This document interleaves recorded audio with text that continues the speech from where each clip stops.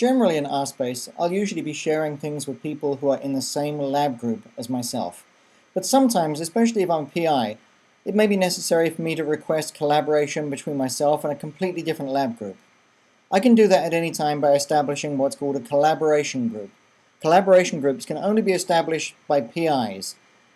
At any time, a particular PI can click on the message icon and say to a colleague of theirs, perhaps in this case the other PI that I know called Rob Principal, I can send a create collaboration group notification to them, and I can say something like,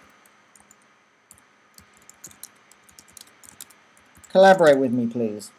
If I want, I can add an optional completion date, but that's not necessary.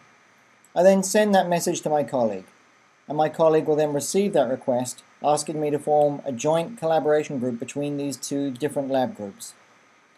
If we bring in another window and I take a look at the workspace of this, I can see that this particular window now is the view seen by Rob Principal, who is the person that I would like to collaborate with.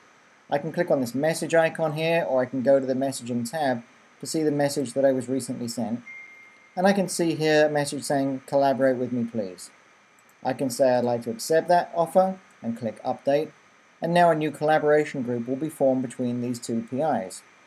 If I now go back to my original window again and I click on the shared folder and I click on collaboration group subfolder, I can see in here that a new collaboration group has been formed between Rob User and Rob Principal. And this then allows me now to go back to my workspace if I want, and go to my top level of my workspace directory and choose a particular item and say that now I'd like to share it with this newly formed collaboration group. And you can see here it is, the User Principal Collab group. I can select that group and say I'd like to give everybody an edit privileges and click share. And now this item that I selected will be shared specifically with everybody in that collaboration group. The membership of that collaboration group is everybody in the first lab group belonging to Rob User, plus everybody in the second lab group belonging to Rob Principal.